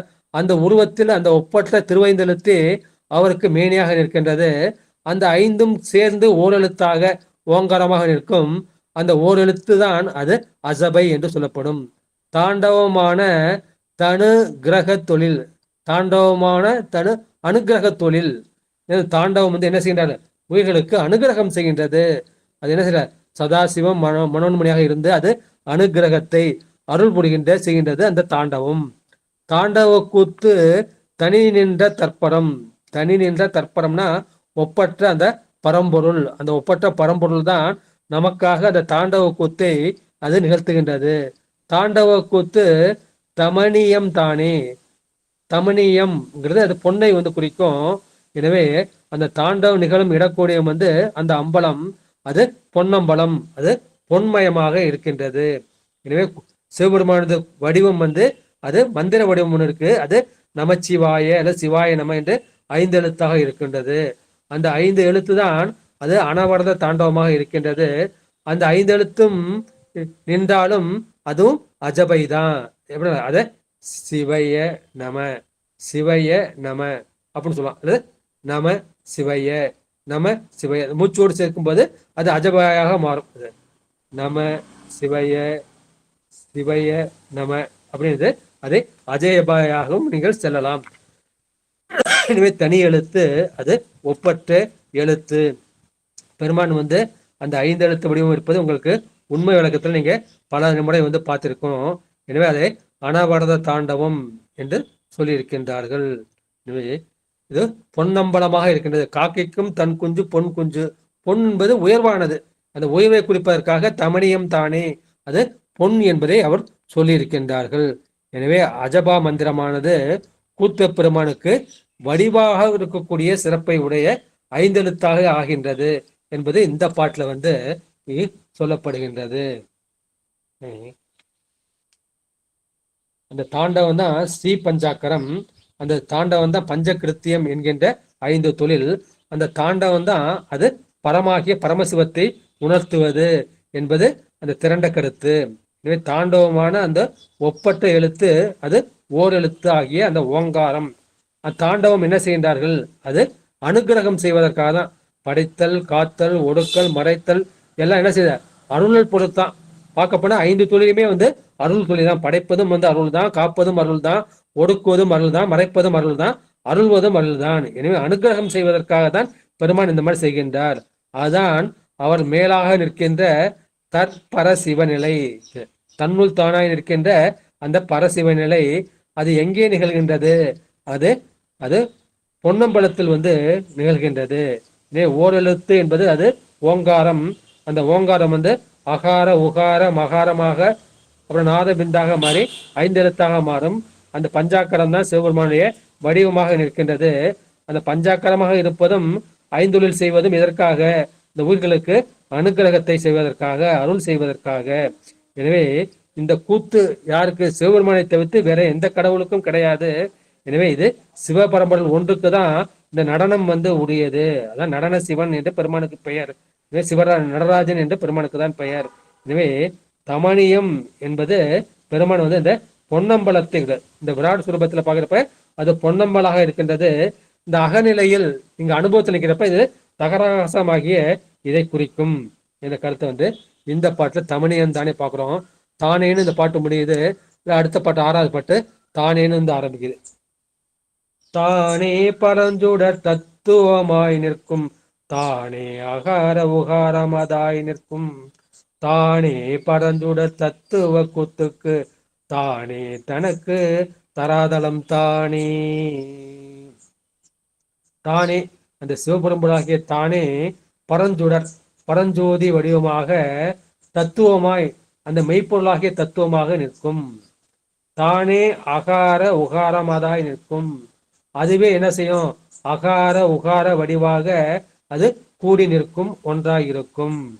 தானே பரஞ்சுடர் தத்துவ கூத்திற்கு, அந்த பரம்பொருள் ஆடக்கூடிய அந்த தத்துவ கூத்திற்கு, 5 கூத்திற்கு அது ஆதாரமாக இருக்கும். தானே தனக்கு தராதலம் தானே. பெருமானுக்கு ஆதாரம் எது? பெருமானுக்கு ஆதாரம் வந்து அவன் தான். அவனுக்கு அவனே ஆதாரம். நாமெல்லாம் வந்து அவனை ஆதாரமா பற்றி கொண்டு இருக்கணும். பெருமானுக்கு வந்து அவனுக்கு அவன் தான் ஆதாரம். எனவே பெருமான் வந்து பரஞ்சோடர் வடிவாக இருக்கின்றான். அப்பேற்பட்ட சிவபெரும்பொருள் செய்யக்கூடிய திருக்கூத்து அதை தத்துவ கூத்து என்று சொல்வார்கள். அதற்கு ஆதாரமாக இருப்பவரும் அவர்தான். அங்கு ஆடுபவரும் வந்து இருப்பதும் அவர்தான். அந்த அருள் கூத்திற்கு இந்த மாயையுமோ ஆதாரம் ஆகாது. நம்ம உடல்லாம் மாயையால் ஆனது, மாயத்தால் ஆனது. எனவே 36 தத்துவங்கள் ஆனது. ஆனா அவருக்கு என்னது? அது மாயையாகிய பிரபஞ்சம் அவருக்கு வந்து ஆதாரம் ஆகாது. அவர்தான் அவருக்கு ஆதாரம். அவர்தான் எல்லாவற்றிற்கும் ஆதாரமாக தராதலமாக தரித்து கொண்டு இருக்கின்றார், தங்கும் இடமாக இருக்கின்றார், ஆதாரமாக இருக்கின்றார் என்ற அந்த கருத்தை வந்து இந்த பாட்டுல வந்து சொல்லி இருக்கின்றார்கள். எனவே இந்த கூத்த பெருமானாகிய இந்த நடராஜ பெருமான் ஒருவனே தானே தத்துவமாய் நிற்கும். 36 தத்துவங்களாகவும் அந்த தத்துவம் எல்லாவற்றையும் கடந்து நிற்கின்ற நாதாந்த பொருளாகவும் பேரொளி பொருளாகவும் இருப்பார். அவர்தான் என்ன செய்கின்றார்? அவற்றில் கலந்து நிற்கின்றார். அவையே தானேயாய் என்கின்ற அந்த 2ஆம் சூத்திரம் உங்களுக்கு ஞாபகம். அவையேயாய் தானேயாய், அவையே தானேயாய்னு அதை 3ஆ வந்து பிரிப்பாங்க. அவையேனா உயிர்களோடு அவன் கலப்பினால் ஒன்றாய் இருக்கின்றான். தானேயாய் கலந்திருந்தாலும் இவன் தனிப்பட்ட பொருள். இவன் வந்து அறிவிக்கும் பொருள், அது வந்து அறியும் பொருள். அவன் பொருள் தன்மையால் வேற இருக்கின்றான். அப்ப அவையே தானாயாய் அவைகளை இயக்குவதற்காக அவன் வந்து உடனாக இருக்கின்றார். அதான் இரண்டாம் அவையே தானேயாய் என்பதை அவையேயாய் தானேயாய் அவையே தானேயாய் என்று சொல்வார்கள். எனவே இந்த சிவபெருமான் ஒருவனே தத்துவம் எல்லாவற்றையும் கடந்து இந்த நாதத்தை கடந்து பெருளி பொருளாக அவன் நிற்கின்றான். தத்துவம் எல்லாவற்றிலும் அவன் கலந்து நிற்கின்றான். அவன்தான் பிரணவமாகவும் இருக்கின்றான். அவனே என்ன செய்கின்றான்? அந்த ஐந்தொழில் கூத்திற்கு முதல்வனாக இருக்கின்றான். அந்த கூத்து அவன் செய்யும் போது அவனை தாங்குகின்ற அந்த அம்பலமாகவும் அவன்தான் இருக்கின்றான். அவன்தான் தராதலமாக இருக்கின்றான். ஆகவே இந்த பிரணவமாகிய அந்த அஜபை என்ன செய்கின்றது? இந்த மாதிரிலாம் அவனுக்கு அருள் திருமேனியாக நிற்பது எது? அவனுடைய சங்கல்பத்தால், அவனுடைய திருவருள் சங்கல்பத்தால் தான். எனவே அந்த அகார உகாரம் என்பது ஓங்காரத்தை குறிக்கும், அது பிரணவத்தை குறிக்கும். எனவே பெருமான் பரந்துடராக மேலான சுடராக இருக்கின்றான். அவன்தான் எல்லாவற்றிற்கும் முதல்வனாக இருக்கின்றான். ஊழி முதல்வனாய் நின்ற ஒருவனையே இந்த திருவாசகம் பார்த்திருக்கோம். தராதலம் என்பது தாங்குகின்ற இடம். பெருமான் தான் எல்லாவற்றையும் தாங்குகின்றவனாக இருக்கான். என்னை தாங்குனர் இல்லை என் வாழ்முதலே. பெருமான் தான் எல்லோரையும் தாங்குகின்றவனாக இருக்கின்றான். தத்துவ கூத்து என்பது அந்த தத்துவங்களை ஆக்குகின்ற கூத்து, தத்துவங்களை அழிக்கின்ற கூத்து. அது ஒடுக்கமுறை என்கின்ற அந்த லயம் ஆகும். அப்புறம் மறுபடியும் தோற்ற முறை என்ற. எனவே இந்த தத்துவங்களை ஆக்குவதும் அழிப்பதும் அந்த கூத்துதான். அவற்றுக்கெல்லாம் அவன் என்ன செய்தான்? அந்த அஜபையே ஆகிய ஓங்காரத்தை தன் இடமாக கொண்டு அந்த பெருமான் ஆடுகின்றான். எனவே அஜபையின் காரியமும் அவனால் தான் ஆகும்.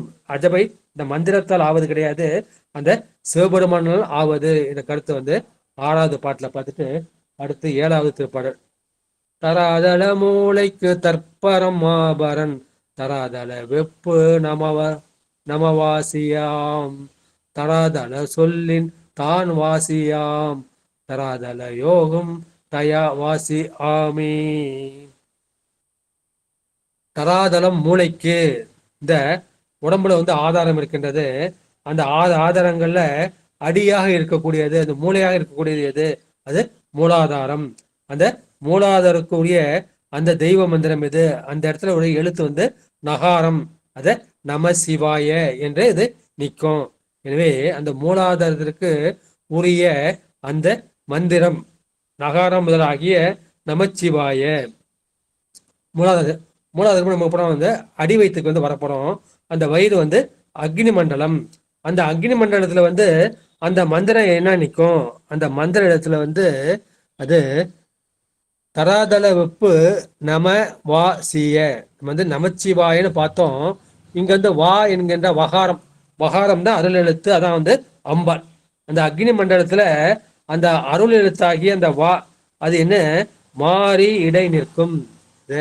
நமசிவய என்பதுல நம வசியன்னு நிற்கும். நம வசியன்னு சொன்னா அது நம்ம வாசியன்னு சொல்லலாம். வகாரம் நம சிவாயன்னு சொல்லுவோம், நம சிவையன்னு சொல்லுவோம்.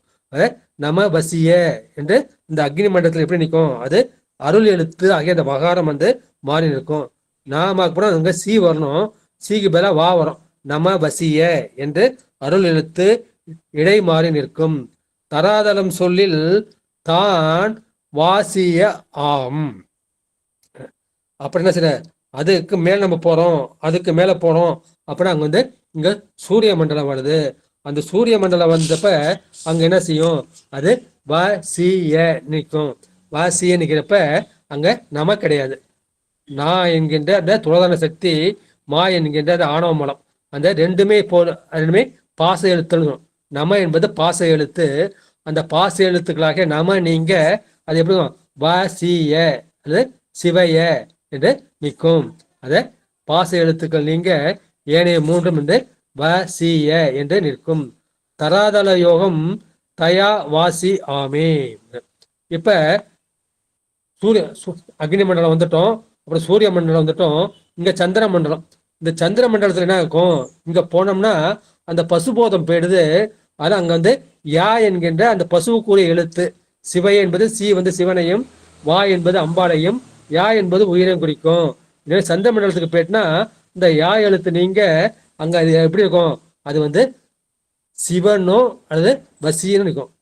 சிவன் நிற்கும் அல்லது வாசி நிற்கும். சிவைய சிவைய என்று சொல்வது அது வாசி வாசி, சிவா சிவா என்று சொன்னா அது வாசி வாசி என்று வரும். எனவே தராதர யோகம் தயா வாசி ஆமே. பொருள் உங்களுக்கு புரிஞ்சிருக்காது, அதை மறுபடியும் சொல்றான். இல்லை, எல்லா ஆதாரங்களுக்கும் ஆதாரம் வந்து அந்த மூலாதாரம். மூலாதாரத்திலிருந்து பெருமான் வந்து நமசிவாய என்று அந்த 5 எழுத்தாக வந்து அவன் வந்து நிற்பான். ந ம வ சி ய நிற்கும். அப்புறம் அதை தாண்டி நம்ம அங்க அடி வயிற்றுக்கு போறோம். அடி வயிற்றுல வந்து அக்னி மண்டலம் இருக்குது. அந்த அக்னி மண்டலம் வெப்பம் வந்து அக்னி மண்டலத்தை குறிக்கும். அங்க போறப்ப என்ன ஆகும், அங்க நமசிவாயில வந்து சீக்கு பதிலா அங்க வா வந்துடும். அப்ப வந்து நம வசிய என்று அந்த எழுத்தாக நிற்கும்.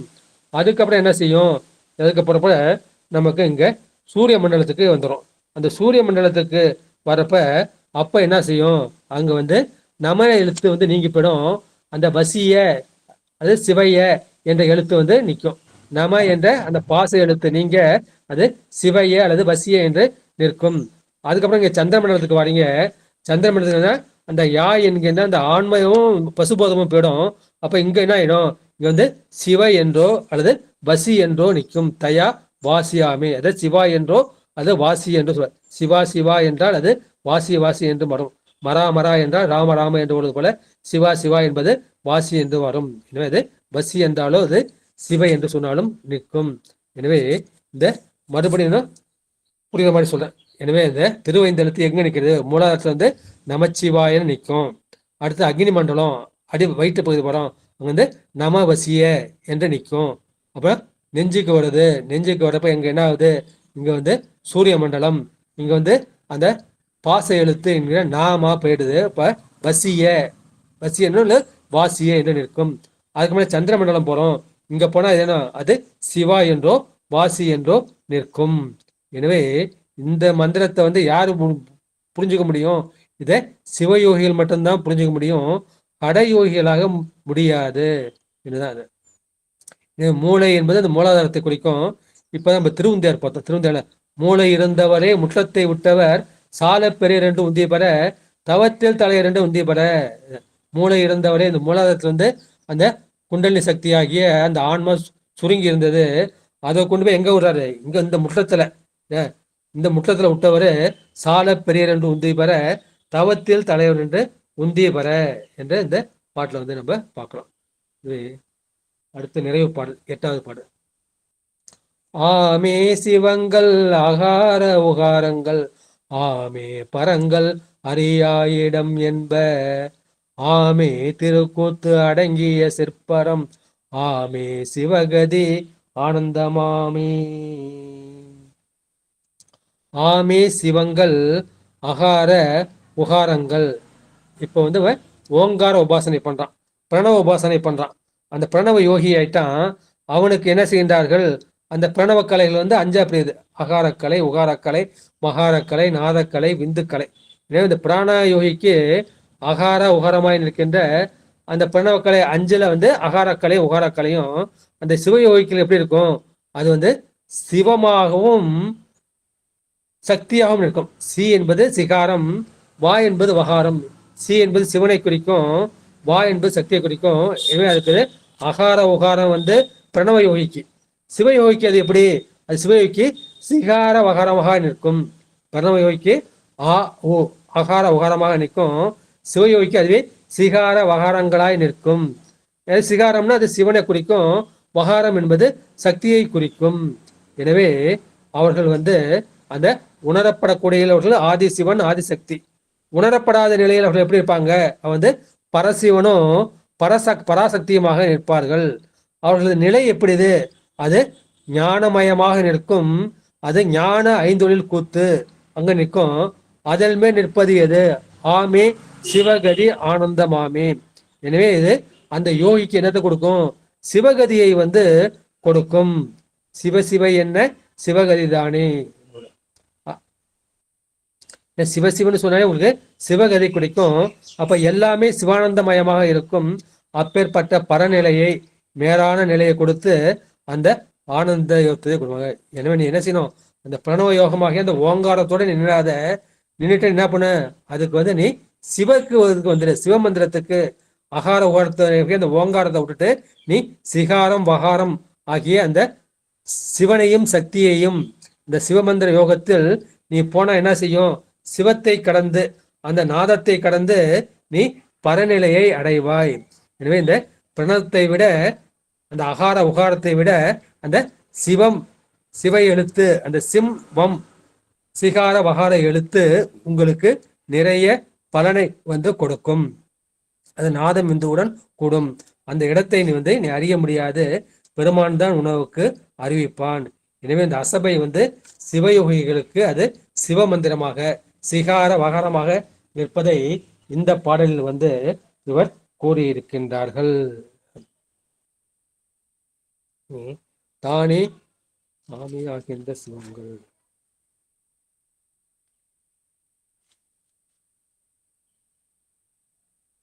எனவே பெருமான் பரஞ்சோதி வடிவமாக மெய்ப்பொருளாக நிற்பான்.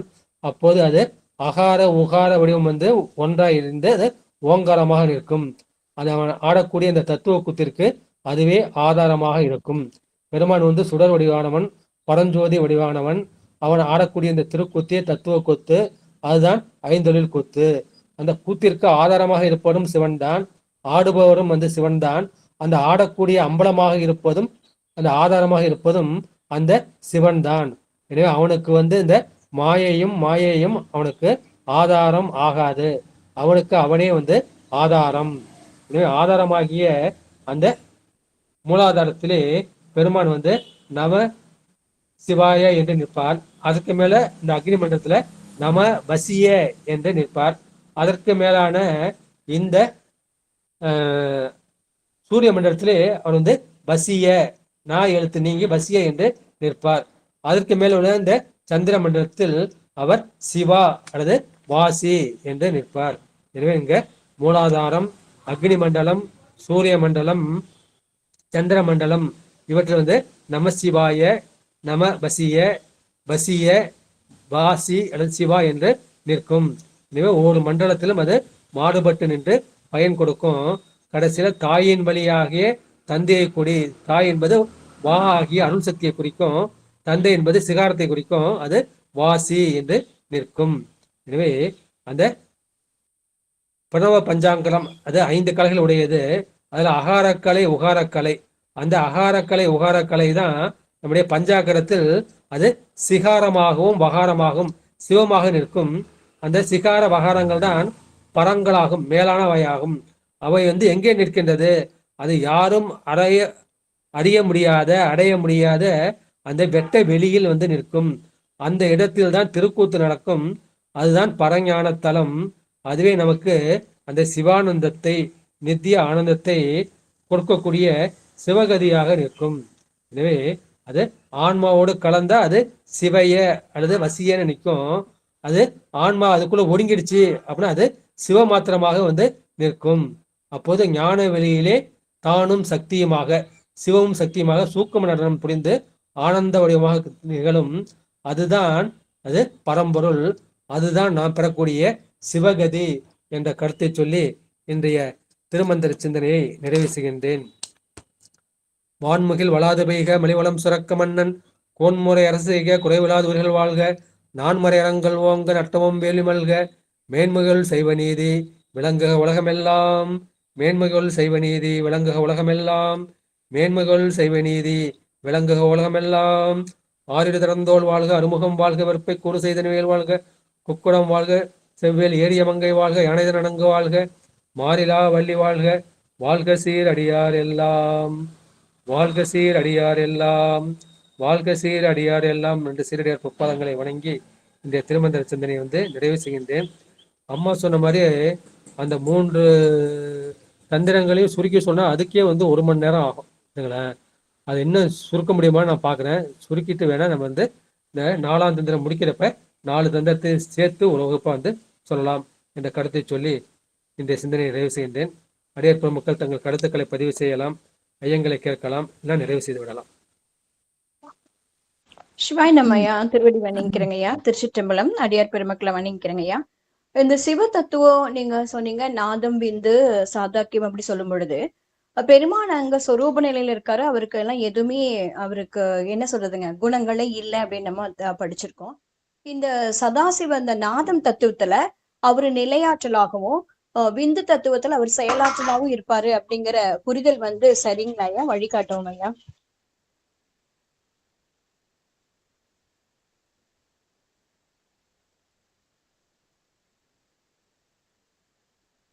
ஏன் மைக்க ஆன் பண்ணல சிவாயம்?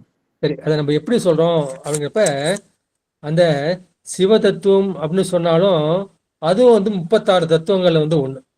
36 தத்துவங்களும் வந்து ஜடம்தான். அதாவது சிவம், சக்தி, நாதம், விந்து, சாதாக்கியம், மகேஸ்வரம், சுத்தவித்தின்னு சொன்னாலும் அவையும் வந்து ஜடம்தான். ஆனா சிவபெருமானே நேரடியாக சொல்றதுனால நம்ம என்ன சொல்றோம், அதுக்கு ஒரு சிறப்பு வந்து நம்ம கொடுக்குறோம். சுத்த மாயை என்று நம்ம சொல்றோம். பாக்கியெல்லாம் அசுத்த மாயை, பிரகிருதி மாயைன்னு வந்துடுது. எனவே அந்த சுத்த மாயில் இருந்தாலும் வந்து அது ஜடப்பொருள் தான். ஜடப்பொருள் வந்து அந்த நாதம் அல்லது சிவன் வந்து ஞானமயமாக அது நிலையாற்றலாக நிற்கும். அங்க வந்து அம்பாள் எப்படி இருப்பா? அம்பாள் வந்து கிரியாசக்தி செயலாற்றலாக ஆடுவாள். அப்ப என்ன, அந்த ரெண்டும் சம அளவுல சேர்ந்தா அது எப்படி இருக்கும்? அது வந்து சாதாக்கியம். ஞானமும் கிரியையும் ரெண்டும் சமமா சேர்ந்தா அது சாதாக்கியமாக வந்து நிற்கும். அதுக்கு மேல என்ன, மகேஸ்வரம். மகேஸ்வரத்துல என்ன செய்யும்? அங்க வந்து அங்க ஞானம் குறைந்து கிரியை வந்து அதிகமா இருக்கும். அது மகேஸ்வர தத்துவம். அதே மாதிரி சுத்த வித்தை. சுத்த வித்தையில வந்து அந்த அரண், அரி, அயன் இந்த 3 தத்துவம் இருக்காங்க இல்லையா? 33 தேவர் இருக்காங்க. அங்க எப்படி இருக்கும்? அங்க வந்து ஞானம் அதிகமாகவும் கிரியை வந்து கம்மியாகவும் இருக்கும். எனவே நாதம் வந்து அல்லது சிவம் வந்து முழுக்க முழுக்க ஞானமயம். அம்பாள் வந்து முழுக்க முழுக்க கிரியை மயம் அல்லது செயல்மயம். அம்பாளே செயலாற்றல். அந்த ரெண்டும் சேர்ந்தாதான் நமக்கு பயன்படும். அதாவது இப்ப சதாசிவம் இருக்கப்ப ரெண்டுமே 50-50. ஞானம் 50%, கிரியை வந்து 50%. அதனால நம்ம சதாசிவலிங்கத்தை வந்து கோயிலில் வச்சு வழிபடுறதுக்கு நமக்கு ஞானமும் வேணும், கிரியையும் வேணும், ரெண்டும் வேணும். ரெண்டும் நமக்கு சமமா இருக்கணும். நான் முழுக்க முழுக்க ஞானமா இருக்கேன், எந்த செயலும் செய்ய மாட்டேன் அப்படின்னா எனக்கு வந்து எனக்கும் பயன் கிடையாது, உலகத்துக்கும் வந்து பயன் கிடையாது.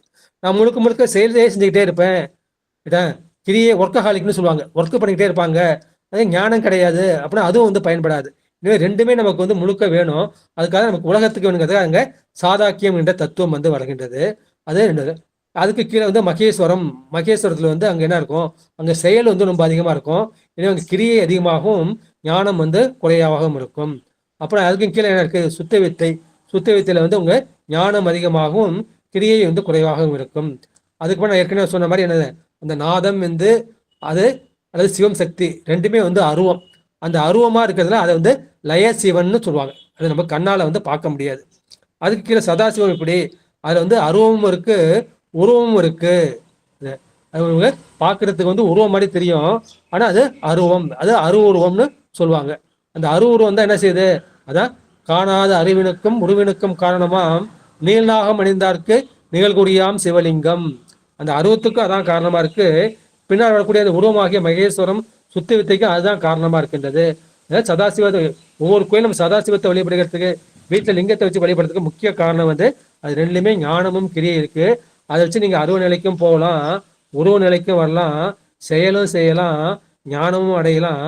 எல்லா பையனும் அந்த சதாசிவம் கொடுப்போங்கிறதான் அந்த சதாசிவலிங்கத்தை நம்ம வீட்லயும் வச்சு வழிபடுறோம், கோயிலை வச்சு வழிபடுறோம். பெருமானை வந்து அந்த சதாசிவலிங்கமாக வச்சு வழிபடுறோம் என்று கருதுகிறோம். இது போதுமாமா? இந்த விளக்கம் வேணுமா? நன்றிங்க ஐயா, நன்றிங்க ஐயா. அதாவது அவரு வந்து நாதத்துல நிலையாற்றலா இருப்பாரு, விந்துல வந்து செயலாற்றலா இருப்பாரு அப்படிங்கறத தெளிவா புரிஞ்சுட்டேங்க ஐயா. நன்றிங்க ஐயா. திருச்சிற்றம்பலம் ஐயா. நன்றிம்மா, நல்ல அருமையான கேள்விமா. ஐயா ஒரே ஒரு ஐயம், இது வந்து தடத்தலுக்குன்னு நமக்கு உயிர்களுக்காக அவன் நமக்கு இறங்கி வந்து உருவ திருமையினை எடுத்து செய்யறான். அதுதான் ஒரு சொரூபம். அவங்க சொரூப இலக்கணம் தடத்தலுக்கணும் தான் அவங்க கேட்டுருந்தாங்கன்னு நினைக்கிறேன். சரிதாங்களா ஐயா? சரி, சரிங்கம்மா, நீங்க சொன்னது கடிதான். அது பெருமானுக்கு வந்து 2 இலக்கணம், பொன்னுசாமி சொன்ன 2 இலக்கணம் இருக்கு.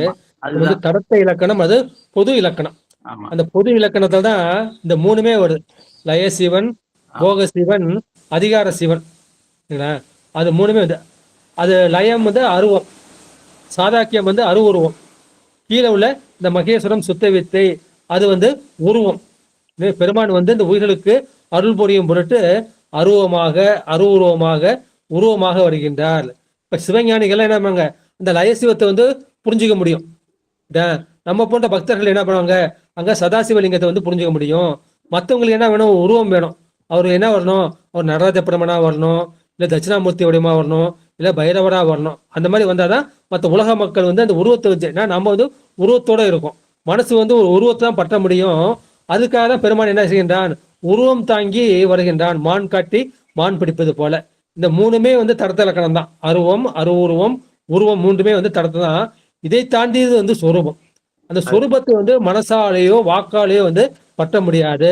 மனோவாக்குக்கு அப்பாற்பட்டவன் அவன் வந்து அங்கு இங்கனாதபடி எங்கும் பிரகாசமாய் ஆனந்த பூர்த்தியாகி அந்த அகிலாண்ட கொண்டு 224 குணம் கூட அவனுக்குள்ள வந்து ஆடும். அப்பேற்பட்ட அந்த சொரூபமாக அந்த இருப்பான். அதை வந்து என்ன பண்ணும், நம்ம வந்து அனுபவிக்க தான் முடியும். அதை வந்து வாயால வந்து சொல்ல முடியாது, மனசாலையும் வந்து பற்ற முடியாது. மனம் வாக்கில் தட்டாமல் நின்றது, மனசுக்கும் தட்டாது வாக்குக்கும் தட்டாமல் இருக்கின்ற அந்த இடம். மனசுக்கு தட்டுப்பட ஒரு தடை இருந்தாதான் வந்து என்ன பண்ணும், அது தட்டுப்படும். இப்ப நம்ம ஒரு பொருளை பார்க்கணும் அப்படின்னா நம்ம கண்ணு போய் அதை போய் படுது, தடைப்பட்டு அந்த மொழி வந்து திரும்பி வருது, அதனால நம்ம வந்து அதை பார்க்க முடியுது. ஆனா அங்க வந்து தடையே இல்லை, அது போட்டு போய்கிட்டே இருக்கு, அளவில்லாமல் அது போய்கிட்டே இருக்கு. அது என்ன மனசாலேயோ வாக்காலேயோ நம்ம எப்படி பிடிக்க முடியும், பற்ற முடியாது. இதை பற்றுவதற்காக பெருமான் வந்து அருவம், அருவுருவம், உருவம் தாங்கி வருகின்றான். இப்போ பொன்னுசாமி அம்மாவும் சிவமணி அம்மாவும் சொன்ன கருத்து வந்து நல்லா சிறப்பான கருத்துக்கணும். ஒரே ஒரு ஐயம் ஐயா. கேளுங்க. ஐயா, இந்த நம்ம அசபா மந்திரம் சொல்றப்ப நம்ம இதயத்திலேருந்து சகசிராதாரம் வரைக்கும் போகணுமா அல்லது மூலாதாரத்திலேருந்து வரணுமா? நீங்க வந்துங்க சுழுமுனை நாடி வந்து பற்றுக்கோடா வச்சுக்கிட்டீங்க அப்படின்னா சுழுமுனை நாடி வந்து மூலாதாரத்தில் ஆரம்பிச்சு இங்க சகசிராரம் வரைக்கும் வருது. இன்னும் யோகிகள்லாம் என்ன பண்ணுவாங்க அப்படின்னா என்ன பண்ணுவாங்க, அந்த மூலாதாரத்திலேருந்து என்ன சிவோ இங்க போய் முட்டும், அப்புறம் ஹம்னு போய் மூலாதாரத்தில் முட்டும்.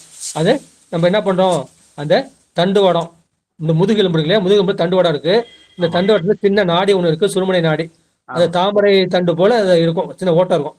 அதை வச்சு நம்ம என்ன பண்ண, யோகத்தை வந்து சிவோஹம் சிவோஹம் அந்த மாதிரி வந்து என்ன சொல்றோம், அதை